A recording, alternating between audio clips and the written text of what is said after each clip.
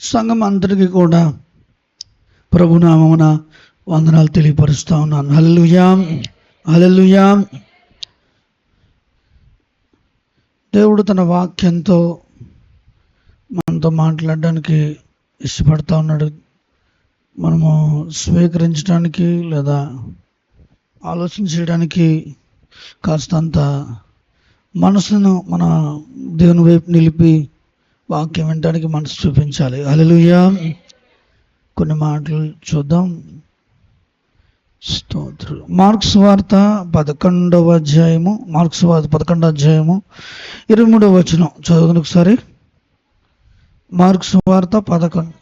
ఎవరైనాను ఈ కొండను చూచి నీవు ఎత్తబడి సముద్రములో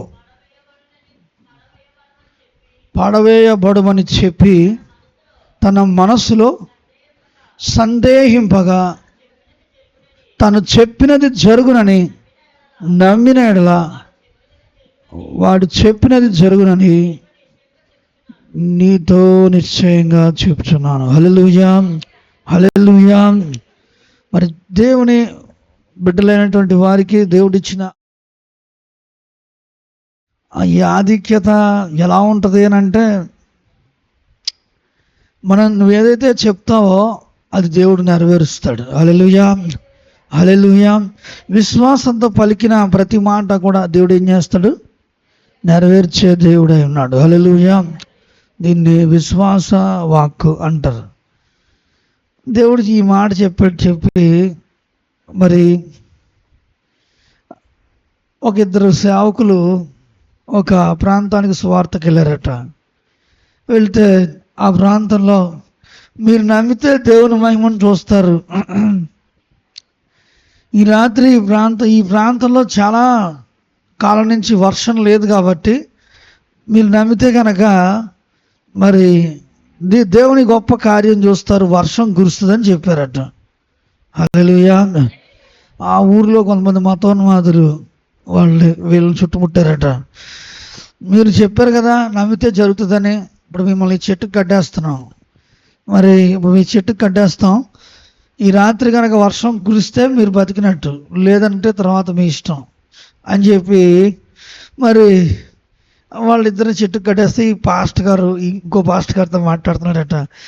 చెప్పక ఆ విషయమే నువ్వు చెప్పావా అనవసరంగా, మరి ఏం పని అది, వర్షం గురించి ఎండ గురించి నీకెందుకు, నీ మాటలు ఏవో నువ్వు చెప్పుకోకుండా, నీ సువార్త ఎదురు నువ్వు చెప్పుకోకుండా అని చెప్తుంటే, దేవుడు చెప్పాడయ్యా, చెప్పిన మాట ప్రకారం చెప్పాడు, మనం ఏం పలికితే జరుగుద్ది అన్నాడు.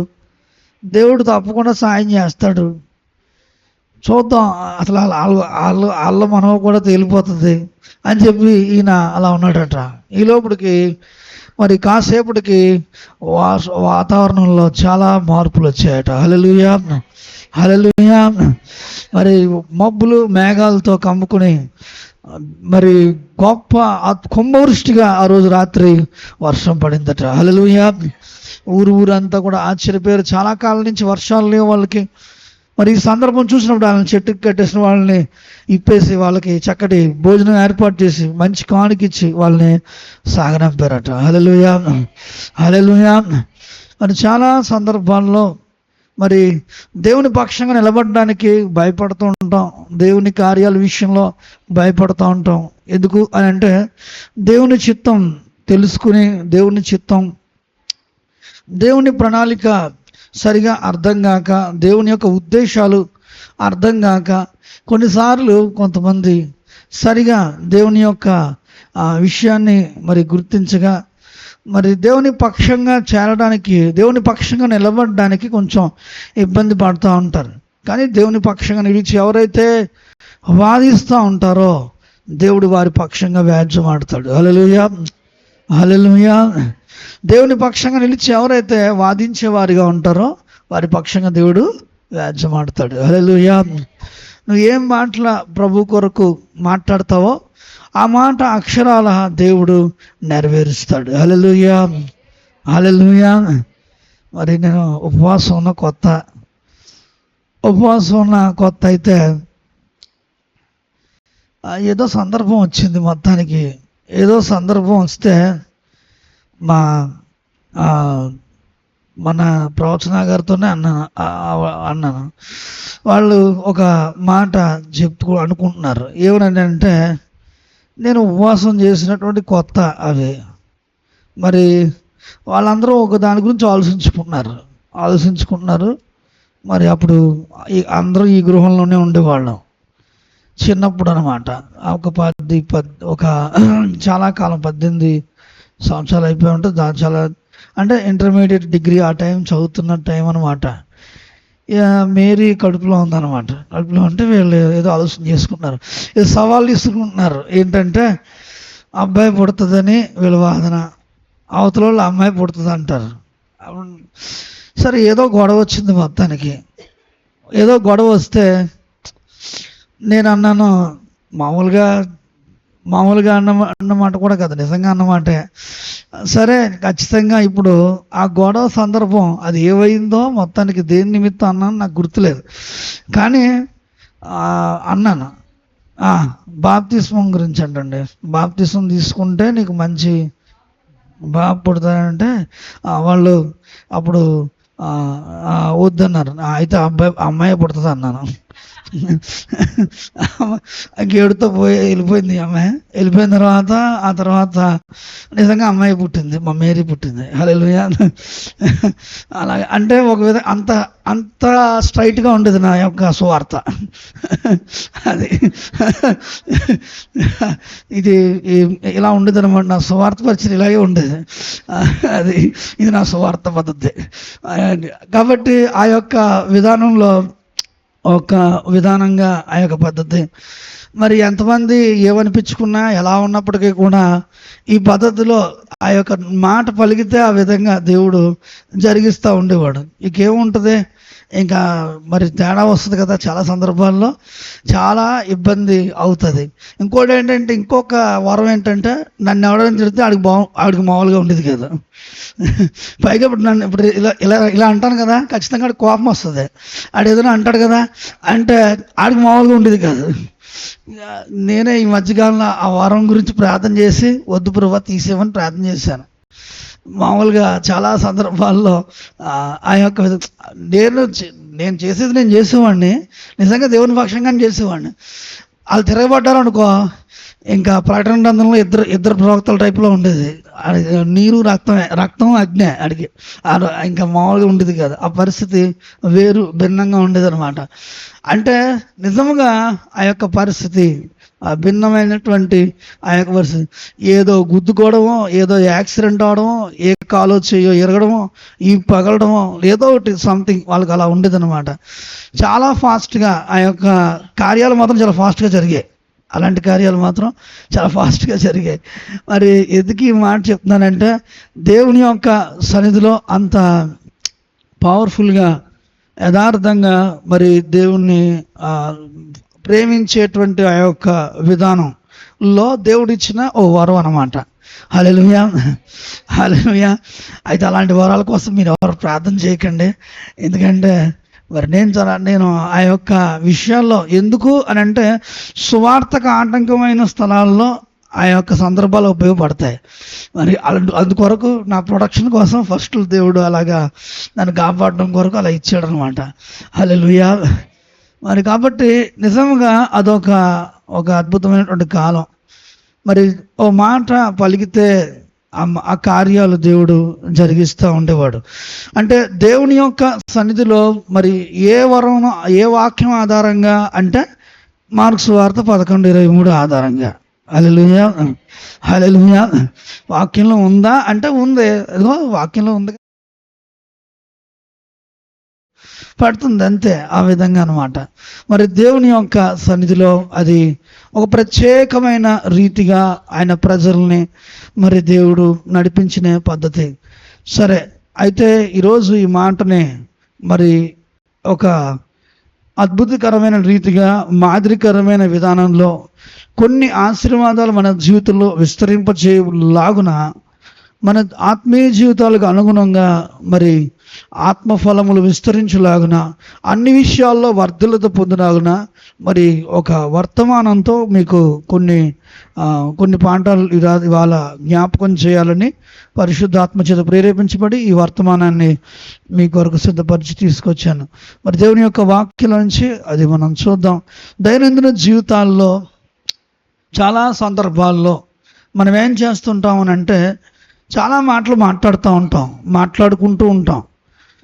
మాటలు ఏంటంటే డబ్బులు ఖర్చు కాదు కాబట్టి, అంతేనే కదా, మాటే కదా, డబ్బులు ఖర్చు ఉంది దాంట్లో, కాబట్టి ఏదైనా మాట్లాడుతూ ఉంటాం. కానీ మన ఉద్దేశం ఏంటంటే మాట్లాడేసి మళ్ళీ మాట మార్చేస్తూ ఉంటాం. అసలు నేను తూచు అంటాం. అవునా? ఇప్పుడు ఒక్కొక్కరిని పచ్చి బూతులు తిట్టి తూచు నేను అనలేదన్న అని తప్పుకునే విధానం ఉంది మన దగ్గర. శాపనకారాలు పెట్టి అబ్బాయి నాకేం తెలియదు అనేటువంటి విధానం ఉంది.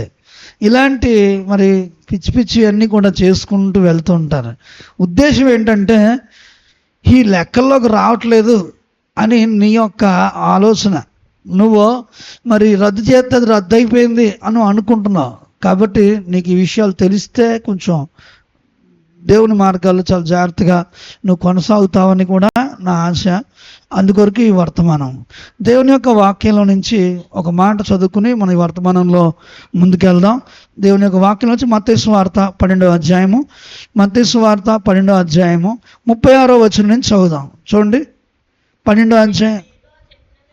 నేను మీతో చెప్పినది ఏమనగా మనుషులు పలుకు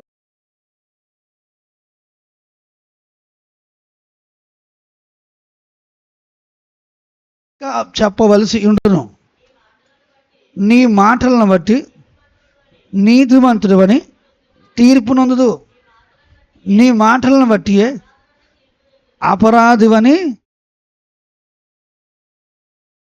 దేవుని సన్నిధిలో నీ మాటలను బట్టే నీతిమంతుడిగా తీర్చబడతావు, నీ మాటలను బట్టే అపరాధిగా తీర్చబడతావు. ఇక్కడ ఉన్న మాట అదే. అంటే దేవుని యొక్క సన్నిధిలో దేవుని బిడ్డలుగా మరి నువ్వేం మాట్లాడుతున్నావు? మలాకి 3:16లో ఉంటుంది, యెహోవా యందు భయభక్తులు కలిగినటువంటి వారు మాట్లాడుకునిచుండగా యెహోవా చెవియొగ్గి ఆలకించును. హల్లెలూయా, హల్లెలూయా. దేవుడు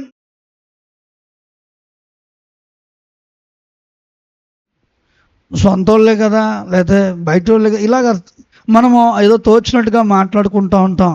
కానీ దేవుడు ప్రతి మాట కూడా వింటాడు.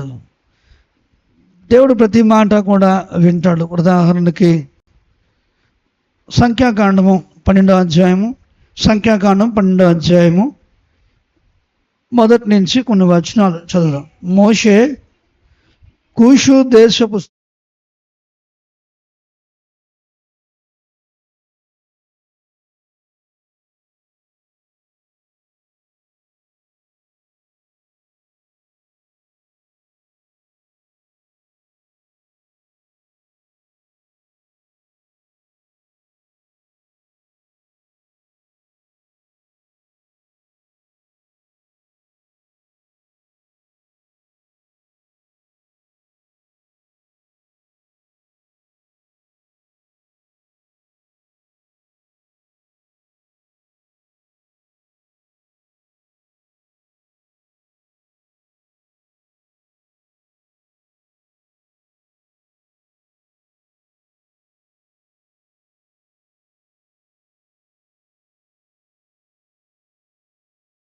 ఆ మాట వినను. ఏ మాట?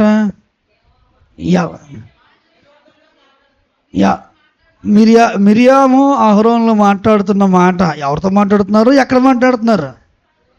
ఎవరితో మాట్లాడుతున్నారు? ఎక్కడ మాట్లాడుతున్నారు?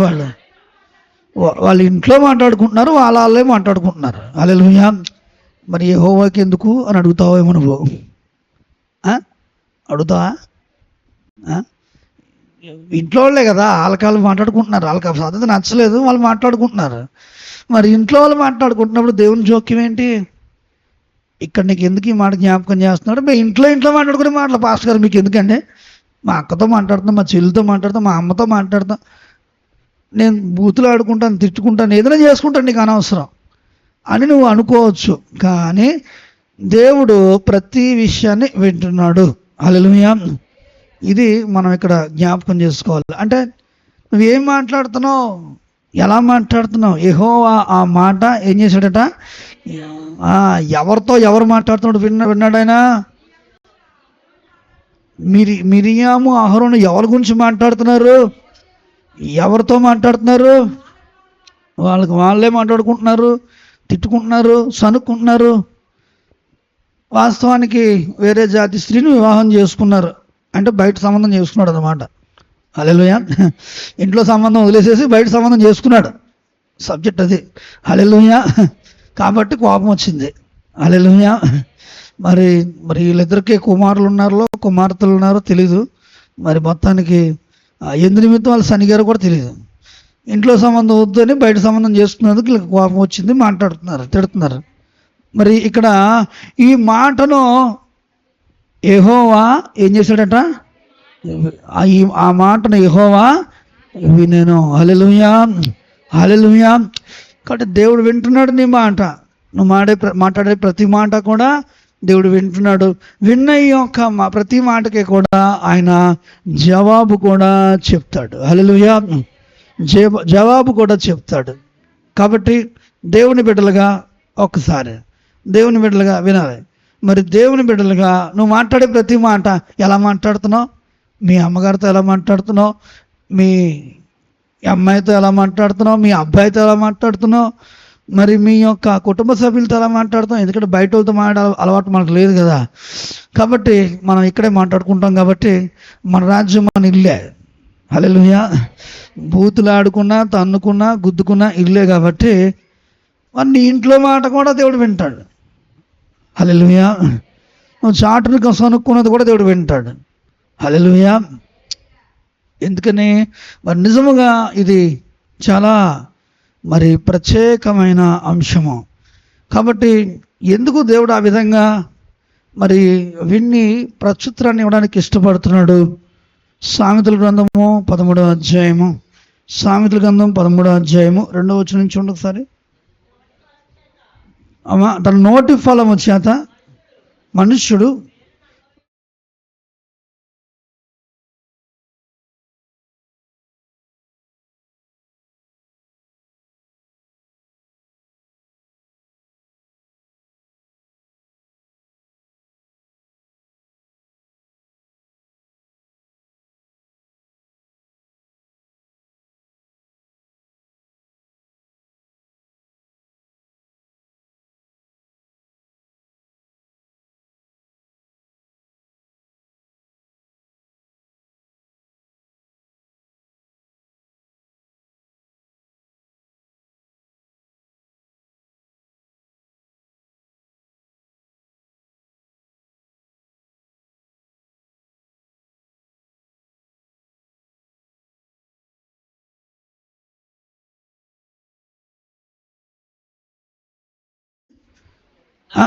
నాశనం తెచ్చుకుంటాడు. తన నోటిని తన నాలుకను కాపాడుకునేవాడు తన ప్రాణమును తన నోటిని తన నాలుకను కాపాడుకునేవాడు ఏంటంట? ఇంకెందుకు అక్కలే చదివేశాం కదా, మళ్ళీ ప్రత్యేకించి తన నోటిని తన నాలుకని కాపాడుకునేవాడు ప్రాణం కాపాడుకుంటాడు. ఊరకొనక మాట్లాడితే నాశనం తెచ్చుకుంటాం. నష్టం. ఊరకొనకుండా మాటకు మాట. చాలామంది మాటకి 4 మాటలు మాట్లాడతారు. వాళ్ళ ఉద్దేశం ఏంటంటే ఎవరిని మాట్లాడనివ్వకూడదు, ఎవరిని మాట్లాడనివ్వకూడదు. మాటల్లో గెలవాలనుకుంటారు. అసలు ఏ విధంగా అన్ని వాళ్ళే మాట్లాడతారు. తూర్పు వాళ్ళే మాట్లాడతారు, ఉత్తరం దక్షిణం. మరి క్యారం బోర్డులో దిగితే 4 పక్కల 4 ఉంటారు. 4 స్ట్రైకర్లు ఈడే వాయించేస్తే ఇంకా ఆట ఆడటం ఎందుకు? ఇంకా అంతేనా? 4 పక్కల కూడా అన్ని పక్కల కూడా వాళ్ళే మాట్లాడేస్తారు. మరి ఇక అవతల వ్యక్తికి మాట్లాడుకునే ఆ యొక్క అవకాశం ఉండదు. ఇది ఎంత ప్రమాదము అని అంటే, తన నోటిని తన నాలుకని కాపాడుకునేవాడు ఏమవుతుంది? వాడి ప్రాణమును కాపాడుకుంటాడు.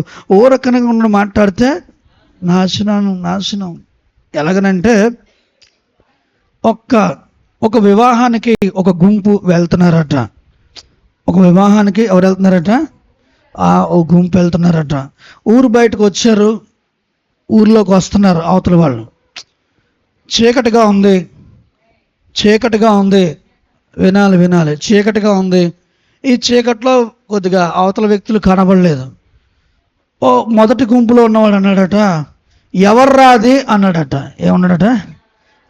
ఎవర్రాది అన్నాడట. అవతలోడు మరికి చాలా కోపం వచ్చిందంట ఆ మాట. మరి ఎవరో తెలుసుకోకుండా ఎవర్రాది అంటావా అని చెప్పి ఆడికి చాలా కోపం వచ్చింది. ఎందుకు వచ్చిందో విపరీతమైన కోపం వచ్చింది. మాట మాట పెరిగింది. మరి అయితే సర్దిపరిచారు, అప్పటికప్పుడు సర్దిపరిచారు. ఏదో పెళ్ళికి వెళ్తున్నారు కాబట్టి సర్దిపరిచారు. మరి అయితే ఆ పెళ్ళి వివాహం పందిరికి వెళ్ళిపోయారు. మామూలుగా వెళ్ళిపోయిన తర్వాత వాడు అవతల ప్రత్యర్థి వీళ్ళ మీద కసి పెట్టుకున్నాడు, ఈ అన్న వ్యక్తి పైన. మరి ఎందు నిమిత్తం వాడికి అంత కోపం వచ్చిందో తెలియదు. మరి అయితే కోపం అయితే విపరీతంగా వచ్చింది. ఎందుకు అనాలి? ఎవరది అనొచ్చు, ఎవర్రాది అంటాం ఎందుకని ఆడి బాధ. ఎవరమ్మా అది అని అనొచ్చు, ఎవరు బాబు అది అనొచ్చు. ఎవడు రాది అని అంటే దాని అర్థం ఏంటి? ఆ రౌడీయో పెద్ద గూండా అయితే అలా మాట్లాడతాడు. అసలు ఆడి ఎంతటి వాడు నన్ను అలా మాట్లాడడానికి అని వీడికి చాలా రోషం వచ్చింది. అవతల వాడికి జనాలు ఎక్కువగా ఉన్నారేమో, ఆడు ఇన్సల్ట్ అయినట్టున్నాడు, సంథింగ్ జరిగింది. ఆ విధంగా ఉన్నటువంటి ఆ యొక్క పరిస్థితి బట్టి వాడి ఒక పిడిబాకు ఒకటి తీసుకుని మరి ఆ బాకు దగ్గర పెట్టుకుని మరి వివాహం అవుతుంటుండగా ఆ యొక్క వ్యక్తితో మాట్లాడతానని బయటికి పిలిచి మరి ఎన్ని పోట్లు అయితే పోడాలో అన్ని పోట్లు ఆడికి కసితీరా పొడిచేసాడు, వెళ్ళిపోయాడు. మరుసటి వారంలో క్రైమ్ న్యూస్లో అది ఒక ఈనాడు పుస్తకంలో వేశారు. అనుకోకుండా పుస్తకం నాకు దొరికింది, అందులో నేను చదివి చెప్తున్నాను నీకు. మరి అంటే ఒక విధంగా చెప్పాలి అని అంటే మరి హాస్టల్లో మరి అది నా దగ్గరకు వచ్చిందనమాట. నాకు చాలా ఆశ్చర్యం వేసింది. అంటే చిన్న మాటకే అంతలాగా వస్తుందా అంటే, మరి వాడు మాట్లాడిన మాట గురించి ఆలోచన చేసుకుంటే మరి నిజమే, కొంతమంది మాట పడడానికి ఇష్టపడరు. మరి ఆ మాట కొరకు మరి ప్రాణం తీసుకున్నటువంటి వాళ్ళు ఉంటారు. మరి ఒక యవనస్తుడు వాళ్ళ నాన్న తిట్టాడని చెప్పి వెళ్ళి బావిలో దూకి చచ్చిపోయాడు. ఆ తర్వాత మరి ఒక దైవజనుడు మరి సువార్త చెప్తే వేరే వాళ్ళ మీద ఆ ఆత్మ వచ్చి మాట్లాడుతూ ఉన్నాడు. ఆ వ్యక్తి వేరే వాళ్ళ ద్వారాగా మాట్లాడుతూ ఉన్నాడు. అంకుల్ నువ్వు నీ వాక్యం వినాలని వచ్చాను, నిజానికి నా ప్రాణాన్ని నేను తీసుకున్నాను అని చెప్పి మరి ఏడ్చాడట. మరి ఎందుకు అంటే మరి ఆ యొక్క పరిస్థితి అలాంటిదన్నమాట. అంత భయంకరమైనటువంటి ఆ యొక్క విధానం, అలాంటి భయంకరమైనటువంటి మరి పరిస్థితి అన్నమాట. కొన్నిసార్లు కొన్ని విషయాలు అర్థం కావు. మరి జరుగుతాయా లేదా అని అంటే మరి కొన్ని చోట్ల జరుగుతాయనే చెప్పాలి. మరి కాబట్టి అది చాలా భయంకరం. మరి కొంతమంది వాళ్ళ మాట కోసం ఎంతైనా మరి స్పేర్ చేస్తూ ఉంటారు. ఇది చాలా భయంకరమైనటువంటి అంశం. దేవుని బిడ్డలుగా ఆ మాటను స్పేర్ చేయడానికి ఇష్టపడక మరి చాలా ఇబ్బంది పడుతున్న సందర్భాలు ఉంటాయి. అందుకే దేవుని యొక్క సన్నిధిలో ఇక అన్నింటికీ సరిపోయే ఒక మాట, మరి మంచి మాట మరి సామెతల గ్రంథంలోనే ఉంటుంది. 18వ అధ్యాయము సామెతల గ్రంథం 18:21 ఉన్న మాట చదువుదాం. సామెతలు, జీవ మరణములు నాలుక వశము. హల్లెలూయా.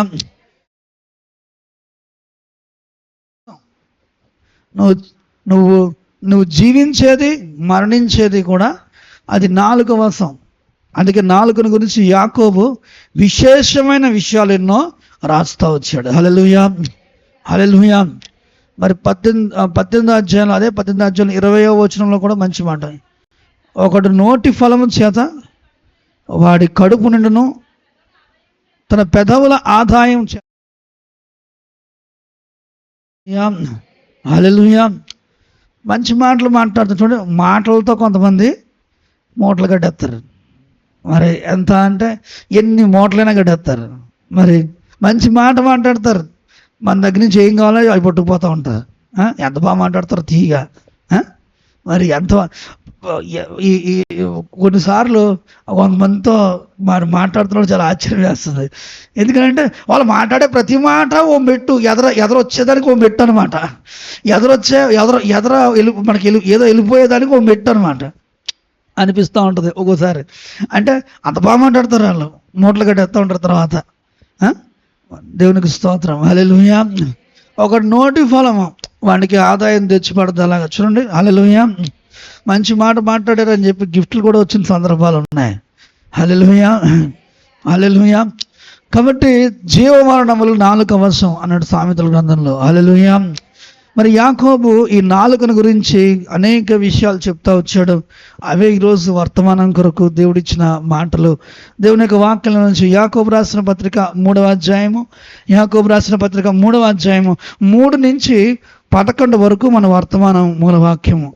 3వ అధ్యాయము 3 నుంచి 11 వచనం వరకు. అమ్మా, మీరు కొంచెం నన్ను కన్ఫ్యూజ్ చేయకుండా నన్ను కొద్దిగా చాలా జాగ్రత్తగా చదవండి. ఈరోజు ఇంకో మైక్ లేదు.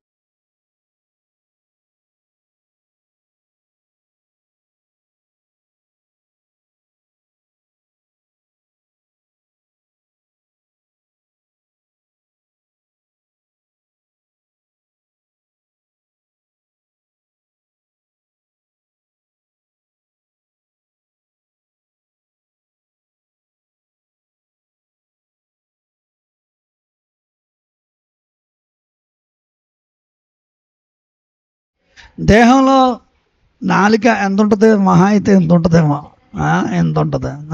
మరి దానివల్ల ఎన్ని పనులు జరుగుతాయో.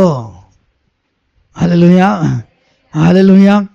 మరి ఎంతగా చిన్న ఆ మాట అప్పుడే పొగిడేస్తావు, అప్పుడే గాలి తీసేస్తావు నువ్వు.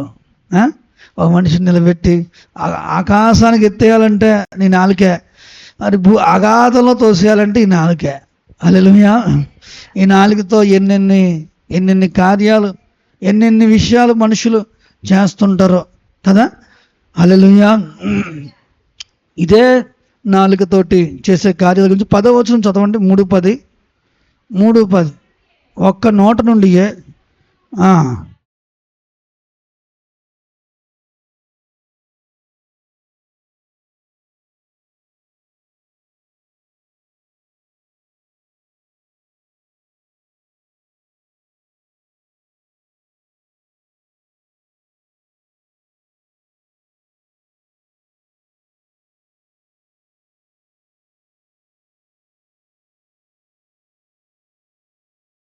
జల నుండియే, ఒక్క జల నుండియే మరి 2 రకాల జలాలు వస్తాయా? 2 రకాల వాటర్లు వస్తాయా? రావు. ఒక చెట్టు నుంచి 2 రకాల కాయలు వస్తాయా? అయ్యో చెప్తున్నాడు అక్కడ, అదే చెప్తున్నాడు, అందుకని ఏం లేదు అంటే. కానీ విచిత్రం ఏంటంటే 4 నుంచి 2 రకాల మాటలు వస్తాయి. హల్లెలూయా, హల్లెలూయా. అది బాధాకరమైన సందర్భం. 9వ వచనం కానీ చదువు. 9వ వచనం చూడు.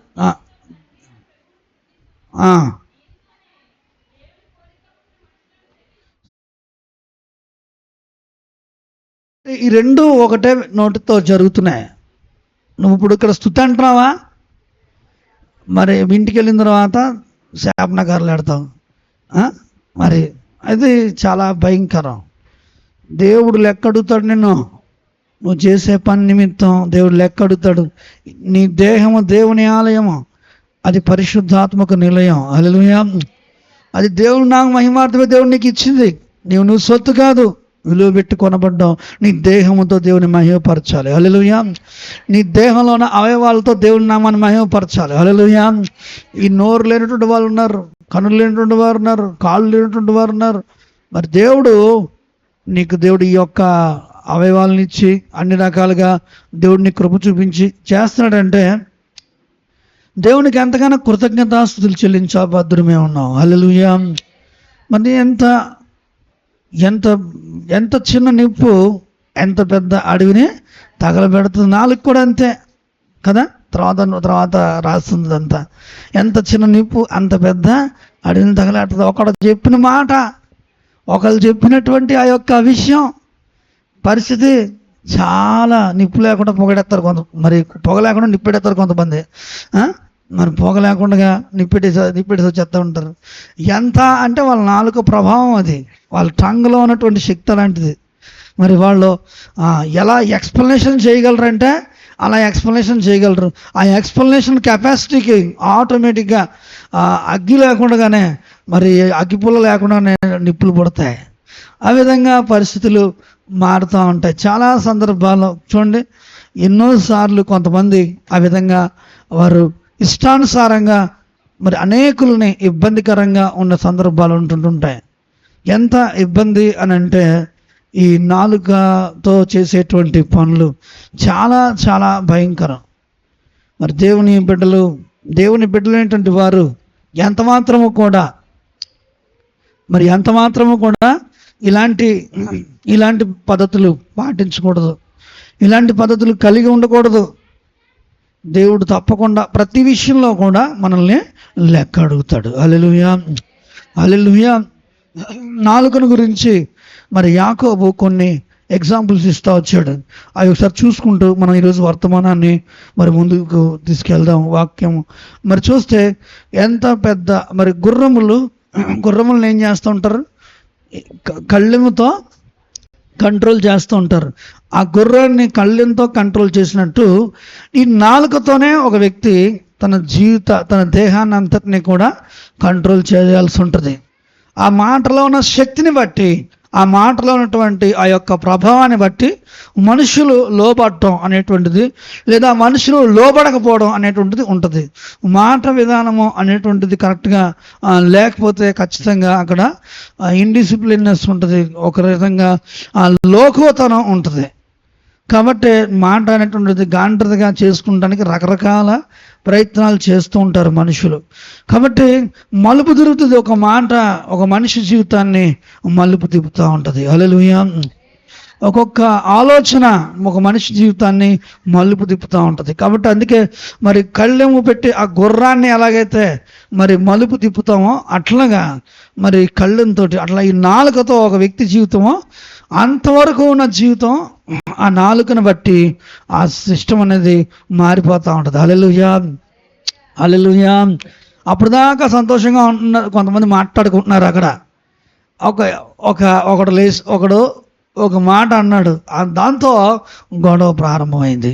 సంతోషకరమైన వాతావరణం అంతా ఎలా మలుపు తిరిగిపోయింది, విషాదాంతంగా అది తిరిగిపోయింది. ఓ చోట భయంకరమైన గొడవ జరుగుతూ ఉంది. గొడవ జరుగుతున్నాడు, ఒక్క మాట సమాధానం కలిగించి ఒక సందేశం వచ్చింది, ఆ గొడవ సమాధానపరచబడింది. హల్లెలూయా. ఇలాంటి సందర్భాలు అనేకమైన మనం చూస్తుంటాం. మలుపు తిప్పుతూ ఉంటుంది నాలుక.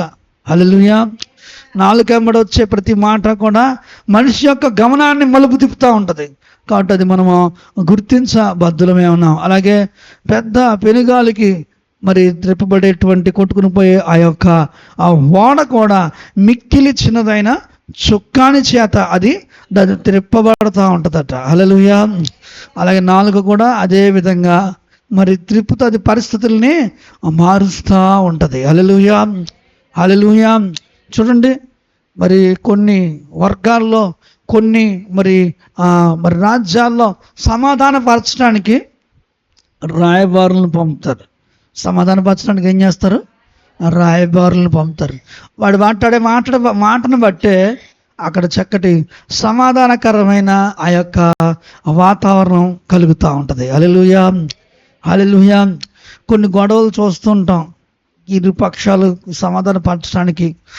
చిత్రం ఏంటంటే వాళ్ళలో తిడతారు, వీళ్ళలో తిడతారు, వాళ్ళలో పొరపాట్లు ఉంటాయి, వీళ్ళలో పొరపాట్లు ఉంటాయి.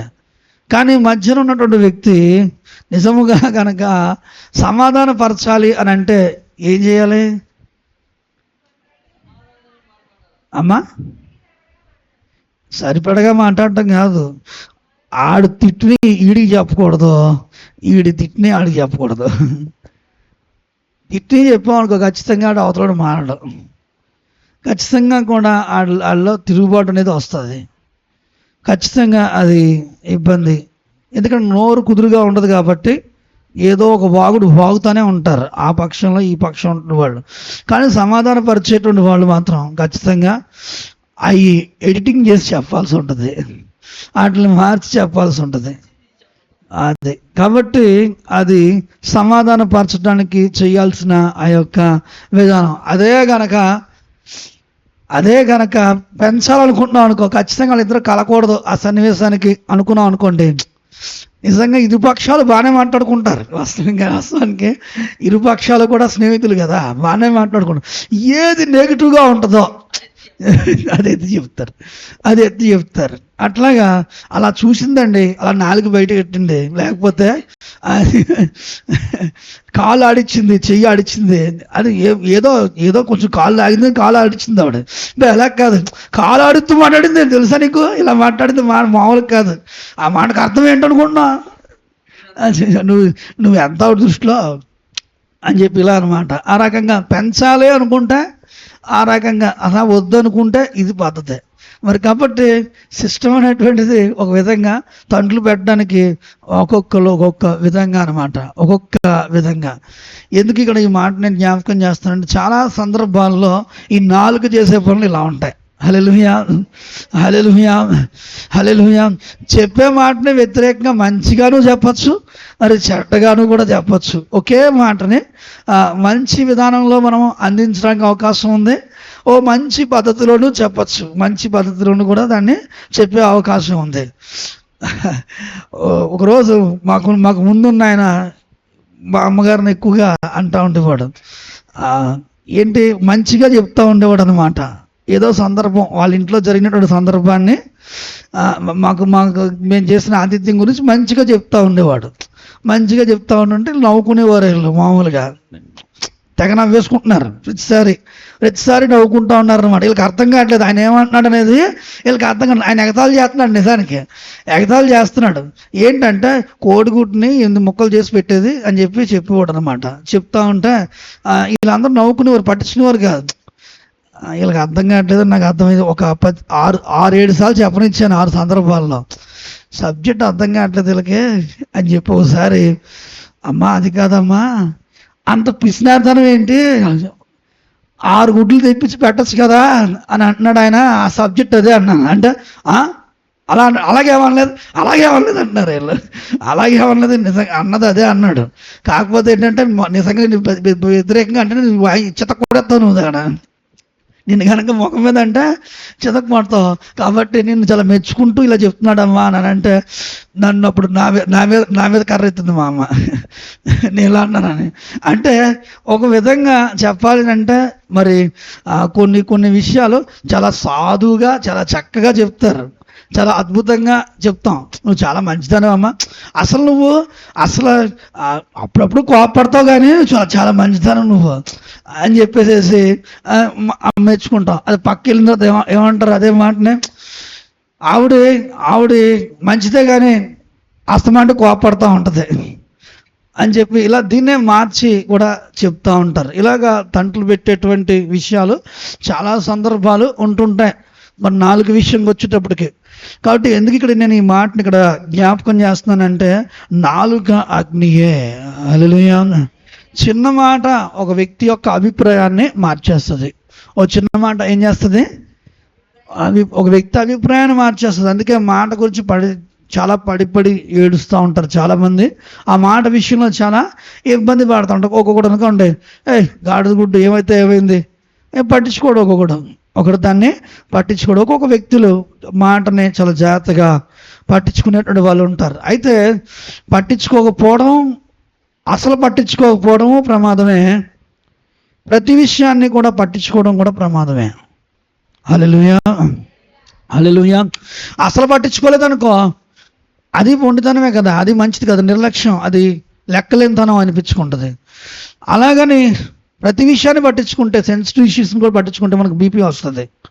ఎందుకు అంటే ఏ పని మనము చేయలేం, ఏ సందర్భం కూడా మనము చేయలేం. కాబట్టి బ్యాలెన్స్డ్గా కొన్ని విషయాల్ని పట్టించుకోగలిగిన లేదా పట్టించుకోదగిన విషయాలు ఏమైనా ఉంటే వాటిని పట్టించుకోవాలి. లిమిట్ చేయాల్సిన విషయాలు, వదిలిపెట్టాల్సిన విషయాలు ఏదైనా ఉంటే వాటిని విడిచిపెట్టాలి. హల్లెలూయా, హల్లెలూయా చెప్పాలి అందరూ. హల్లెలూయా. మరి కొన్ని విషయాలు ఉంటాయి సాధారణంగా ఎప్పుడు కూడా అవి మనం చక్కబరచలేము, అయితే దేవుని చేతులకు అప్పగించాలి. హల్లెలూయా. మనం అదే పట్టుకుని పీక్కుంటూ లాక్కుంటూ కూర్చున్నాం అనుకోండి, మనకి ఆరోగ్యం పాడైపోద్ది, ఇబ్బందికరమైన పరిస్థితులుగా ఉంటాయి. ఆ మాట ఎందుకు నీకు వచ్చింది, నిన్ను చెడగొట్టడానికి వచ్చింది. అది నిన్ను పాడు చేయడానికి వచ్చింది. సైతాన్ ఆ మాటను తీసుకొచ్చాడు నీ ముందుకి. ఎందుకు తీసుకొచ్చాడు? కొంతమంది చూడండి, ఒక మాట పట్టుకుని చాలాసేపు దాని గురించి ఆలోచన చేసుకుని అవతల వ్యక్తికి చెప్పలేరు, అలా అని చెప్పి ఆగలేరు. ఏదో ఒకటి చేస్తారు, ఓ పక్కనున్న వాళ్ళని బాధ పెడతారు, తనతో పాటు ఉన్న వాళ్ళని ఇబ్బంది పెడతా ఉంటారు. ఇలాగా రకరకాల సందర్భాలు ఈ నాలుకతో చూస్తూ ఉంటాం. కాబట్టి దేవుని బిడ్డలుగా మరి దేవుని వాక్యం చెప్తుంది, ఒకడు తన నోటిని తన నాలుకని కాపాడుకుంటే వాడు ఏం కాపాడుకుంటాడట? తన ప్రాణాన్ని కాపాడుకుంటాడు. హల్లెలూయా. కొనుక మాట్లాడుతూ ఉంటే మరి నాశనమే. ఒకటి నోటి ఫలము ఒకడు సంతృప్తిగా పొందుతాడట. హల్లెలూయా. మరి ఒకడు తన నోటి ఫలాన్ని సమృద్ధిగా పొందుకుంటాడు. వాడి పెదవుల ఆదాయం అంటే వాడు మాట్లాడే మాటను బట్టి సమృద్ధి కలుగుతుంది. ఎందుకు? జీవమరణములో నాలుక వశం దేవుడిని నాలుకలో పెట్టాడు. మరి నువ్వు నిప్పుగా దాన్ని చేసుకుంటావో, ఉపయోగపడే ఉప్పుగా చేసుకుంటావో అది నీ ఇష్టం. ఎందుకంటే మరి నిప్పుగా చేసుకుంటే అది చాలా బాగుంటుంది, చాలా దారుణంగా ఉంటుంది. పరిస్థితులన్నీ చాలా భయంకరంగా ఉంటాయి. ఎందుకనంటే మనం మాట్లాడటం అనేటువంటిది అదుపు చేసుకున్నప్పుడే మన పరిస్థితులన్నీ మారుతాయి. హల్లెలూయా. కొన్నిసార్లు కొన్ని మాట్లాడకుండా ఆపేస్తేనే పరిస్థితులన్నీ కూడా మారుతూ ఉంటాయి, పరిస్థితులన్నీ కూడా మారిపోతూ ఉంటాయి. ఎందుకు అని అంటే ఆ మాటలో ఆ యొక్క విధానము, ఆ యొక్క పద్ధతి చాలా సందర్భాల్లో కొన్ని ఇబ్బందికరమైనటువంటి మరి పరిస్థితిగా అనిపిస్తుంది. ఒక్కొక్క సందర్భంలో ఒక్కొక్క విధానంలో ఈ మాట అనేటువంటిది మనుషుల్ని ఇబ్బంది కలిగిస్తూ ఉంటుంది. మాట విధానం బాగోక చాలామంది కష్టపడుతూ ఉంటారు. ఏముండదో వాళ్ళకి కష్టాలు ఏముండవు. నిజానికి వాళ్ళు ఏమనుకుంటే అవి జరుగుతాయి. హల్లెలూయా. కానీ ఆ సందర్భంలో వాళ్ళు మాట్లాడే మాటలు ఏవైతే ఉన్నాయో అవే వాళ్ళకి ఒక ఉచ్చు కింద వాళ్ళకి అడ్డుబండ కింద అయిపోతూ ఉంటాయి.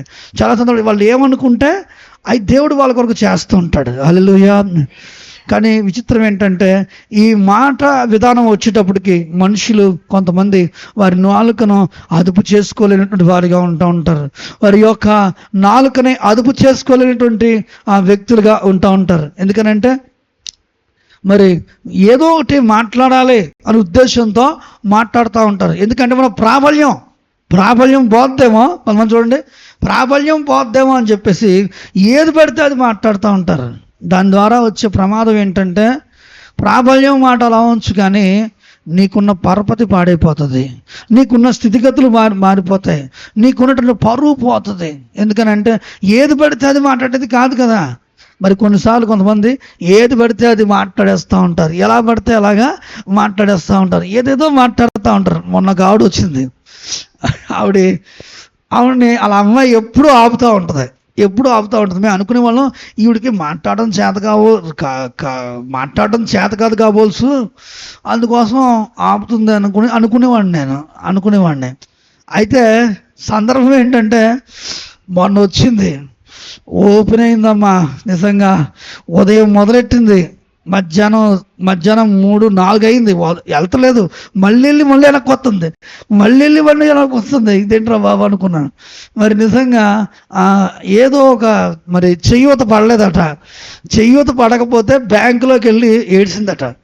ఏడితే బ్యాంకు వాళ్ళు అన్నారట, అమ్మ మిమ్మల్ని మేమేమైనా చేసామనుకుంటారు, ఏదో గొడవ ఎందుకు వచ్చి నువ్వు బయటికి వెళ్ళమంటున్నారంట వాళ్ళు.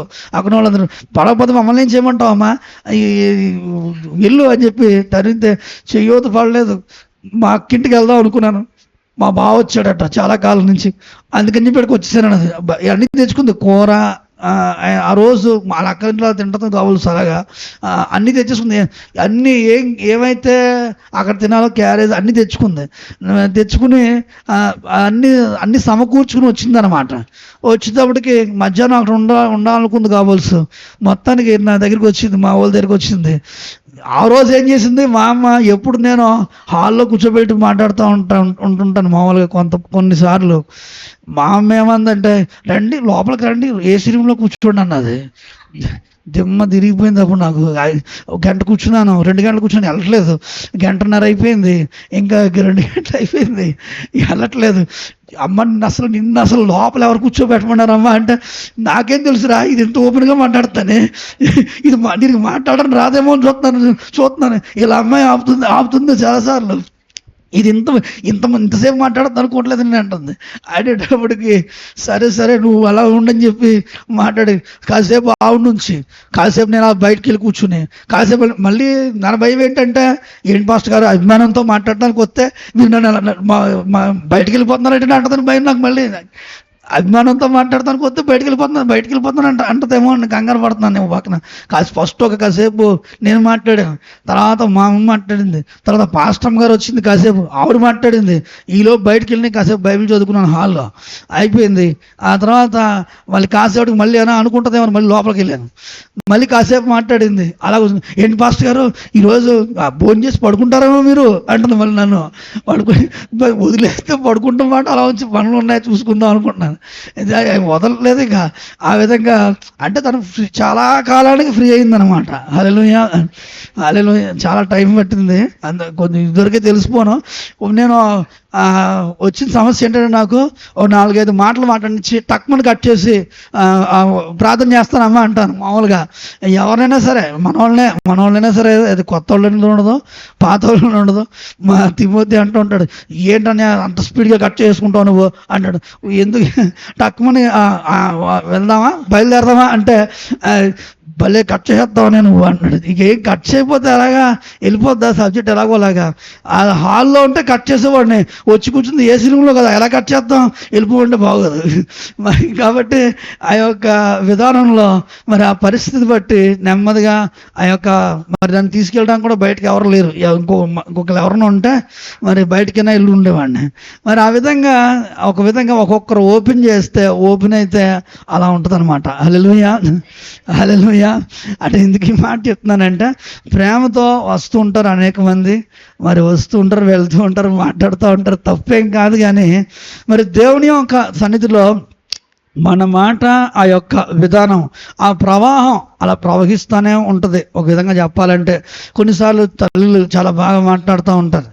మరి మాట్లాడుతా వాతావరణం మారిపోతూ ఉంటుంది.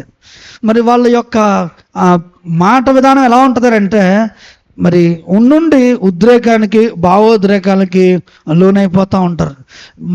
మాటల్లో పరిస్థితులన్నీ, వాతావరణం అంతా మారిపోతూ ఉంటుంది, కలవరం కలుగుతూ ఉంటుంది. నాకు కొన్నిసార్లు ఎందుకు అంటే, భావోద్రేకాలు ఎందుకంత భయంకరమైన ఆ యొక్క భావోద్రేకాలు మరి కలిగి ఉండడం, మనసున ఎందుకంత వేదన కలిగి ఉండడం, మళ్ళీ ఆ వ్యక్తీకరణ ఎందుకు అలా వ్యక్తపరచడం అని కూడా హృదయంలో వేదన కలుగుతూ ఉంటుంది. ఎందుకు?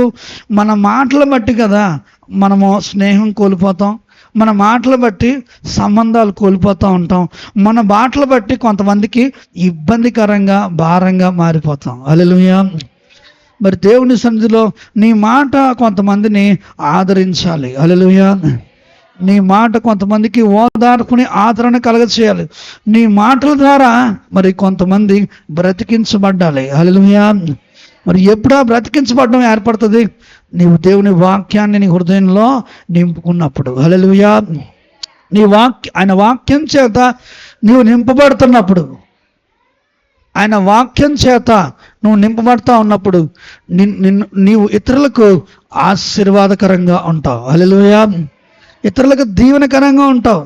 దేవుని యొక్క వాక్యంలో మరి మంచి మాటలు ఉన్నాయి. ఆయన మాటల గురించి మనం జ్ఞాపకం చేసుకుందాం. దేవుని యొక్క వాక్యంలో కీర్తన 119:50 వచనము, 119:50 వచనం చూడండి ఒకసారి. నీ వాక్యము నన్ను బ్రతికించున్నది, నా బాధలో ఇదే నాకు నెమ్మది కలిగించుచున్నది. హల్లెలూయా.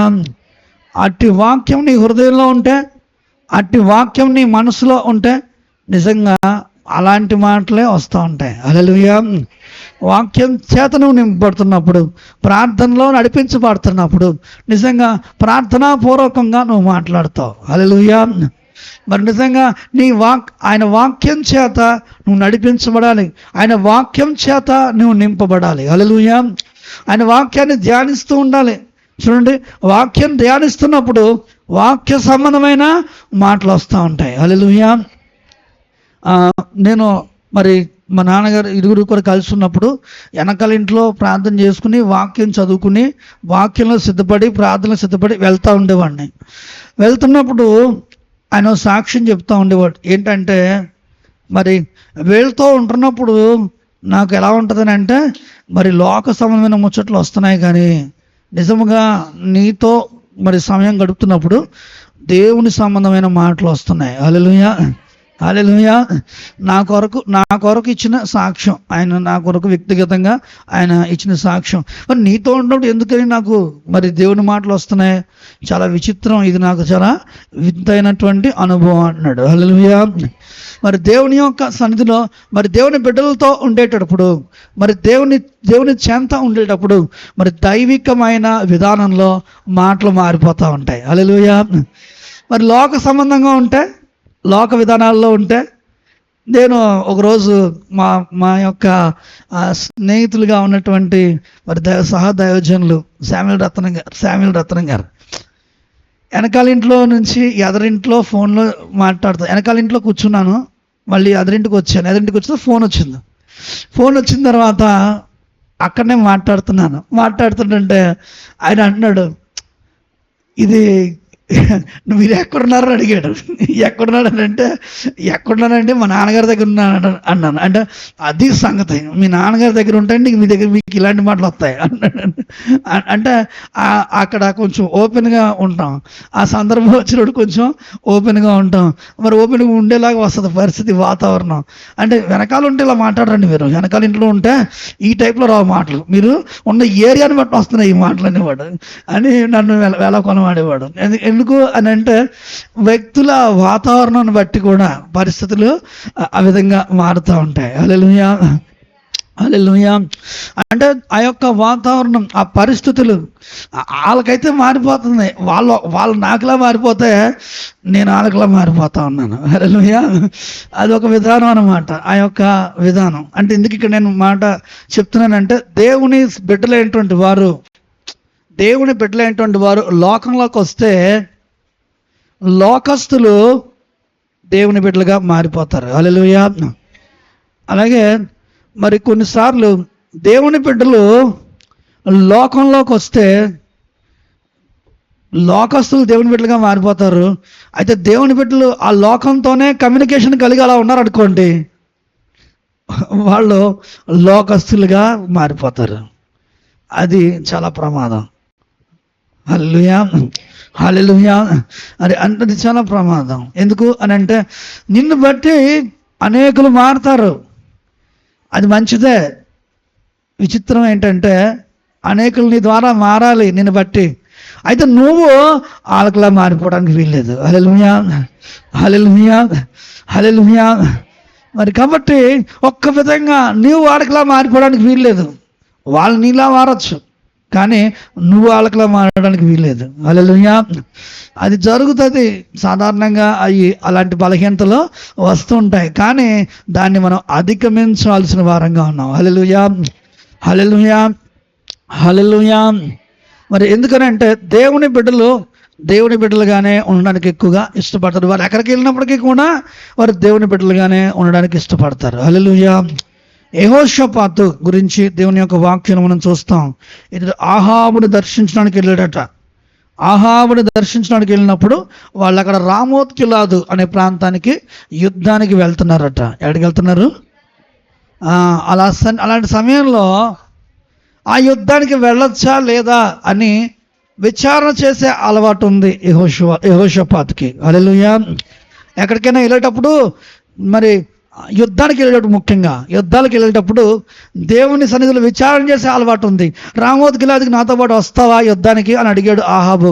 నేను వస్తానని చెప్పాడు. అయితే ఇక్కడ యెహోవా ప్రవక్తలు ఎవరైనా ఉన్నారా అని అడిగాడు. మరి ఎక్కడికి వెళ్ళి అడిగాడు ఈయన? ఎక్కడికి వెళ్ళి అడిగాడు? ఆహాబు దగ్గరికి వెళ్ళాడు. ఆహాబు ఎవరు? యెహోవాకు విరోధి, లోకస్తుడు. హల్లెలూయా. కానీ దేవుని మహాకృప ఏంటంటే, అక్కడ దేవుణ్ణి జ్ఞాపకం చేసుకుంటున్నాడు యెహోషాపాతు. హల్లెలూయా. దేవుని బిడ్డలైనటువంటి వాళ్ళు అలా ఉంటారు. మరి వారు ఎక్కడికి వెళ్ళినప్పటికీ కూడా వారు చక్కటి మరి విధానంలో వాళ్ళు వెళ్తూ ఉంటారు. మరి దేవుని బిడ్డలుగా ఒక గొప్ప వ్యాపారస్తుడు ఆయన వ్యాపారం చేస్తూ ఒక దేవుని సేవకుణ్ణి అనుకోకుండా ఒక ప్రాంతానికి ఖరీదుకి తీసుకెళ్లాల్సి వచ్చిందట. అయితే ఒక విచిత్రమైన సందర్భం ఏంటంటే ఆయన ప్రయాణంలో ఆదివారం వచ్చిందట. హల్లెలూయా. ఆదివారం వస్తే సాధారణంగా దేవుని బిడ్డలు ఆదివారం వస్తే ఎక్కడ ఉంటారు? దేవుని మందిరంలో ఉంటారు. ఈ వ్యాపారస్తుని ఈ దేవుని సేవకుడు అడుగుతున్నాడు, ఇక్కడ మా దగ్గరలో చర్చ్ ఎక్కడ ఉందో చూద్దామండి అని అంటే, వ్యాపారం టైం అయిపోతుందండి, ఇప్పుడు చర్చ్ అంటే చాలా టైం పడేస్తుంది, వెతకడం కష్టం. అంటే వ్యాపారం కంటే ఇప్పుడు నాకు చాలా ప్రాముఖ్యమైనది దేవుని మందిరం. హల్లెలూయా. రేపు మనం ఆరాధనలో పాల్గొని పంచుకోవాలి. ఖచ్చితంగా మనం ఎక్కడో చర్చ్ కనుక్కునే ఈ ప్రాంతంలో, అది ఢిల్లీ ప్రాంతం, మరి అలాంటి ప్రాంతంలో మరి కనుక్కోవాలి. తెలుసుకున్న తర్వాతే మనము ఈ వ్యాపార విషయాలు చక్కపరుచుకోవాలని అంటే ఇంక మరి అతను దేవుని బిడ్డ కాబట్టి ఆ మాటని అంగీకరించి ఆ వ్యాపారస్తుడు ఒప్పుకున్నాడట. నిజంగా ఆశ్చర్యమైన విషయం ఏంటంటే మరి నాటి నుంచి ఈ వ్యాపారస్తుడికి ఆదివారం యొక్క ప్రాధాన్యత తెలుస్తూ వచ్చిందట. హల్లెలూయా. హల్లెలూయా. ఎక్కడో చాలా దూరం ఎక్కడో ఉందట ఆ యొక్క మందిరం. ఆ మందిరాన్ని పట్టుకుని ఇతడు మరి కనిపెట్టి ఆ రోజు ఆరాధనకి తీసుకెళ్ళాడట. హల్లెలూయా. అలా పని కట్టుకుని వెళ్ళడాన్ని బట్టి దేవుడు ఒక ఆత్మకార్యం ఈ వ్యాపారస్తుల్లో చేశాడు. హల్లెలూయా. అదేంటంటే ఆదివారపు ఆరాధన. నువ్వు ఏదైనా చెయ్యి, వారమంతా ఎలాగైనా ఉండు, ఆదివారం మాత్రం దేవుని మందిరంలో గడపాలి. హల్లెలూయా. దేవుని సన్నిధిలో గడపాలి. మరి దేవుని సన్నిధిలో గడపాలి అనే విషయం ఆయనకి అర్థమైందట. హల్లెలూయా. దేవుని బిడ్డలైనటువంటి వారు మరి నాటి నుంచి ఈ వ్యాపారస్తుడు ఆదివార ఆరాధన వదిలిపెట్టుకోకుండా వెళ్తా వచ్చాడట. హల్లెలూయా. అలా సువార్త పరిచర్యలో సువార్థికుడిగా కూడా ఆయన తర్వాత మార్చబడ్డాడు. హల్లెలూయా.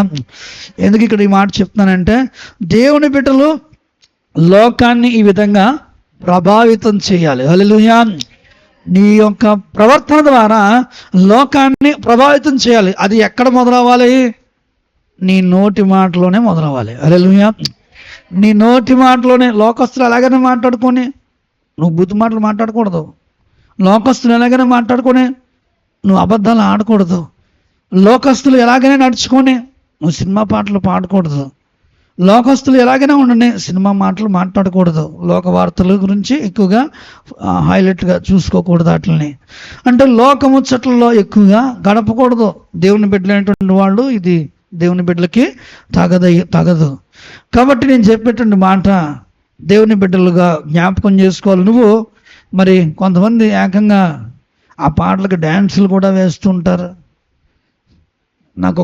నాకొక రిపోర్ట్ వచ్చింది. క్రిస్మస్ చేసాం గృహంలో. క్రిస్మస్ చేసిన ఆ గృహంలో మరి మనం బాక్స్ పెట్టుకునే వాళ్ళు అర్ధరాత్రికి ఆడ 11:30, 12 గంటలకి డ్యాన్సులు వేశారట. మరి నాకు చాలా బాధ కలిగింది ఆ సందర్భం. మరి రక్షణలు పొంది బాప్తిసాలు తీసుకుని మరి భక్తి జీవితం అనుసరిస్తూ వాళ్ళు ఏం చేస్తున్నారో వాళ్ళకి తెలియకుండా నడుస్తున్నారు. అసలు ఏ రకంగా అది కరెక్ట్ అనేది నాకు తెలియదు. మరి తర్వాత తెలిసిన తర్వాత కొంచెం ఎంతో బాధపడ్డాను, ఇబ్బంది పడ్డాను. కానీ చాలా జాగ్రత్త కలిగి మరి మన వస్తువుల విషయంలో చాలా జాగ్రత్త కలిగి ఉండాలి ఇక అనిపించింది ఆ సందర్భాన్ని బట్టి. అది ఎందుకనంటే ఒక విషయం ఎప్పుడు మనం జ్ఞాపకం చేసుకోవాలి. దేవుని బిడ్డలుగా దేవుడు నీకు అవకాశాలు ఇస్తాడు. అవకాశాన్ని మరి దుర్వినియోగం చేసుకోకూడదు. నీ ప్రవర్తన అనేటువంటిది చాలా ప్రాముఖ్యమైనది. నీ బిహేవియర్ అనేటువంటిది చాలా ప్రాముఖ్యమైనది. వాక్యం చెప్తున్నప్పుడు కొంతమంది అటు ఇటు తిరుగుతున్నారు, మాట్లాడుతున్నారు, పిల్లల్ని కంట్రోల్ చేసుకుంటున్నారు, మంచిది. కానీ వాక్యం వినండి. మరి మీ ప్రవర్తన అనేది సరిగా లేకపోతే మరి అది ఎంత మాత్రమో మాదిరికరమైన విధానం కాదు. నువ్వే బూతులు ఆడుతూ నువ్వే ఇష్టానుసారంగా ఉన్నావు అనుకోండి, నువ్వు ఒక సువార్త ఏం చెప్తావు, నీ నోట నుంచి చెప్పిన మాటలు ఏమి ఫలిస్తాయి? కొంతమందికి ఏవి అది ఆశీర్వాదకరంగా ఉంటాయి. కాబట్టి దేవుని బిడ్డలుగా నేను చెప్తున్నాను, మాదిరికరమైన జీవితం జీవించండి, ఇష్టానుసారంగా జీవించకండి.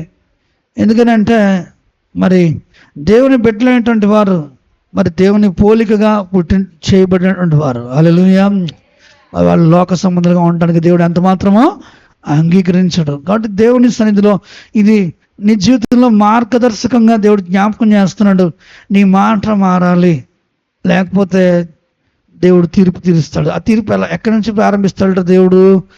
మత్తయి సువార్త 12వ అధ్యాయము 36వ వచనం చదువుకున్నాం చూడండి. మత్తయి సువార్త 12:36వ వచనం.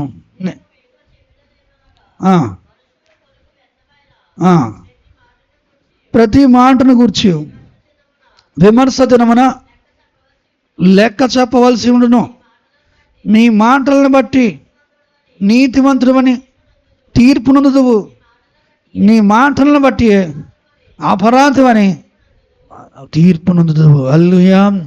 అందుకే నీ మాట చూసుకుని కోపం వచ్చేసింది, ఫ్రస్ట్రేషన్లో మాట్లాడిన అనేది కాదు. దేవుడు ఖచ్చితంగా ఏదైనా సరే లెక్కల్లోకి తీసుకుంటాడు. కాబట్టి దేవుడు నీ యొక్క కోపము దేవుని నీతిని నెరవేర్చలేదు. కాబట్టి దేవుని బిడ్డలుగా మనము విజ్ఞత కలిగి, ఒక ఆలోచన కలిగి, ఒక తలంపుతో ఇక్కడి నుంచి నువ్వు బయలుదేరాలి. నీ నాలుక ఎంత ప్రమాదకరమైందో మరి నీకు వాక్యంలో ద్వారా దేవుడి నాలుక ద్వారా వచ్చే ప్రతి మాట చాలా శ్రేష్టమైంది. ఈ నాలుగుతో మనం చేయాల్సిన ఒక అద్భుతమైన విషయం ఏంటంటే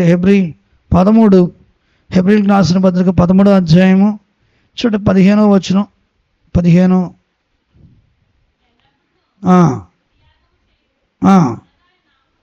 ఆయన నామమును ఒప్పుకొంచు, జీవ ఫలము అర్పించదము. మరి స్తుతియాగము చేయొచ్చు, జీవ ఫలం అర్పించడానికి దేవుడు ఈ యొక్క నోటిని నాలుకనికి ఇచ్చాడు. హల్లెలూయా. కాబట్టి స్తుతి చెల్లించాలి, ఎల్లప్పుడూ కూడా స్తుతియాగము చెల్లించాలి. స్తుతియాగం చేసేవాడు ఏం చేస్తున్నాడు? స్తుతియాగం చేసేవాడు దేవుని రక్షణ తనకు కనపరిచినట్లుగా మార్గాల్ని సరళం చేసుకున్నాడట. హల్లెలూయా, హల్లెలూయా. దేవుని సన్నిధిలో కీర్తన 51 అధ్యాయులు ఈ మాటలన్నీ కూడా రాస్తున్నాయి. స్తుతియాగం చేసేవాడు దేవుడు తన రక్షణ, యెహోవా తన రక్షణ కనపరిచినట్లుగా మార్గాలు సరళం చేసుకున్నాడట. హల్లెలూయా. దేవుని బిడ్డలుగా నీ జీవితంలో అడ్డులు తొలగించాలన్నా, నీ జీవితంలో దేవుడు ఆటంకాలు తొలగించాలన్నా, నీ జీవితంలో మాదిరికరమైన జీవితంగా నీ జీవితం ఉండాలి, మార్గదర్శకంగా నీవు జీవించాలి. అనేకులకు మాదిరి నీ మాట, నీ ప్రవర్తన, నీ యొక్క విధానం, నీ యొక్క మాటను బట్టి అనేకులు జీవించడానికి అవకాశం ఉంది. నీ మాటలను బట్టే అనేకులు మరి మార్గం తప్పే అవకాశం ఉంటుంది. కొంతమంది మాటలు మాట్లాడుతూ ఉంటారు, త్రోవ తప్పించే మాటలు, అన్నీ పనికిమాలిన మాటలు. అట్లాంటి మాటలన్నిటి నుంచి విడుదల పొందాలి. త్రోవలో స్థిరపరిచే మాటలు నీకు కావాలి, త్రోవలో నడిపించే మాటలు కావాలి. ఆ మాటలు దేవుని వాక్యంలోనే దొరుకుతాయి. హల్లెలూయా. ఆయన ఉపదేశాన్ని నువ్వు కలిగి, ఆయన వాక్యాన్ని ధ్యానిస్తూ ఆయన బిడ్డలుగా నడిచే వ్యక్తులుగా ఉంటే నీ జీవితము ఆశీర్వాదకరంగా, దీవెనకరంగా ఉంటుంది. దేవుడు నీ మాట మార్చడానికి ఈ యొక్క ఉదయకాల సమయంలో ఈ యొక్క వర్తమానాన్ని నీ ముందుకు తీసుకువస్తున్నాడు. నీ నోటి మాటలు, భక్తుడి మాటలు, నా నోటి మాటలు నా హృదయ ధ్యానం నీ దృష్టికి అంగీకారములగునుగాక. హల్లెలూయా. దేవుని సన్నిధిలో మన మాటలు దేవుని దృష్టికి అంగీకారం అవ్వాలి, మన హృదయ ధ్యానము దేవుని దృష్టికి అంగీకారం అవ్వాలి. అప్పుడే మన జీవితాల్లో ఆశీర్వాదాలు మొదలవుతాయి. హల్లెలూయా, హల్లెలూయా. తన నోటి మాటను బట్టి అనేకులు కోల్పోతున్నారు, దేవుడిచ్చే ఆశీర్వాదాలని కోల్పోతూ ఉన్నారు. కాబట్టి దేవుని బిడ్డలుగా నీవు ఈరోజు నీ నోటి మాటను సరి చేసుకోవాలి. నీకున్న స్థితిగతులన్నీ మార్చబడాలి. ఆ నాలుకను, ఆ నోటిని కాపాడుకునేవాడు తన ప్రాణాన్ని కాపాడుకుంటాడు. మరి తన నాలుకలు మరి ఊరుకొనక మాట్లాడేవారు నష్టం కొని తెచ్చుకుంటారు. కాబట్టి దేవుని బిడ్డలుగా ఈ యొక్క ఉదయకాలం దేవుని వైపు తిరిగి నా మాటలు సరి చేసుకుంటాను తండ్రి, నా ప్రవర్తన సరి చేసుకుంటాను, మాదిరికరమైన జీవితం జీవిస్తానని మరి తీర్మానం చేస్తూ ఈ ప్రార్థనలో ఏకీవించు ప్రార్థన చేసుకుందాం. హల్లెలూయా.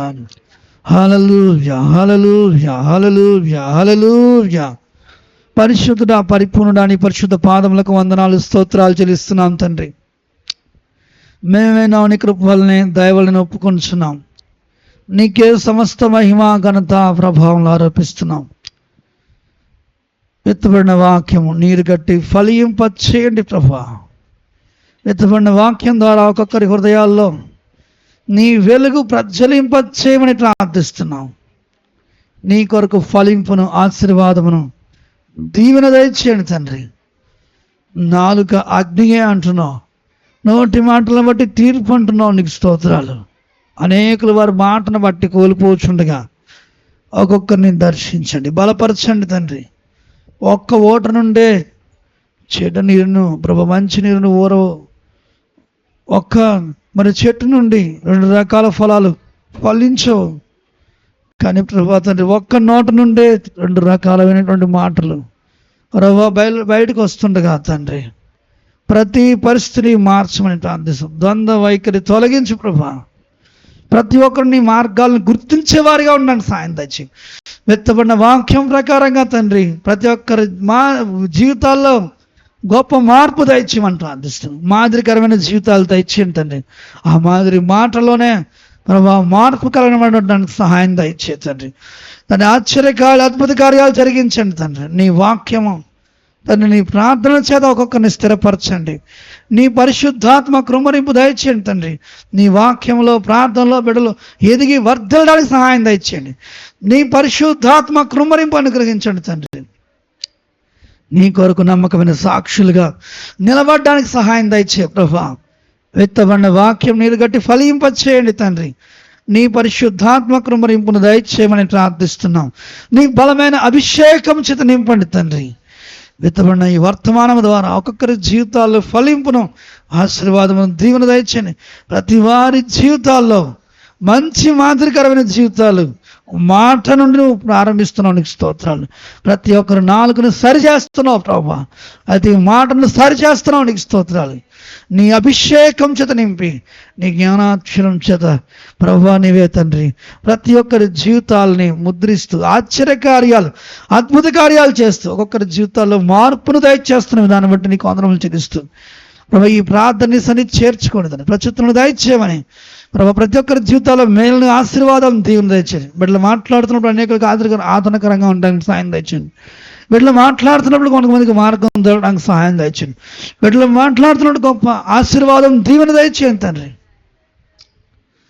ప్రభా నీకే స్తోత్రాలు. మంచి మాటలు తండ్రి పలకగలిగినట్టు సహాయం దయచేతును. జీవమును ప్రేమించి మంచి దినములు చూచేవారు చెడ్డ దాన్ని పలకూడదు. నాలుకను కపటమైన మాటలు పలకడబడిన నోటిని కాచుకొనవలమని ప్రభా 1 పేతురు 3:10 చెప్తున్న రీతిగా తండ్రి ఒక్కొక్కరిని దర్శించమని ప్రార్థిస్తున్నాం తండ్రి. మంచి దినములు ప్రభా, మంచి పరిస్థితులు చూచినట్లుగా ఒక్కొక్కరి హృదయాల్లో నీ వాక్కు చేత నింపి అద్భుతములు, ఆశ్చర్యమైన కార్యాలు, గొప్ప కార్యాలు జరిగించండి. నీ వాక్కు ప్రతి ఒక్కరి నోట ఉంచమని యేసుక్రీస్తు నామములో అడిగి వేడుకొంచున్నాం తండ్రి. ఆమేన్.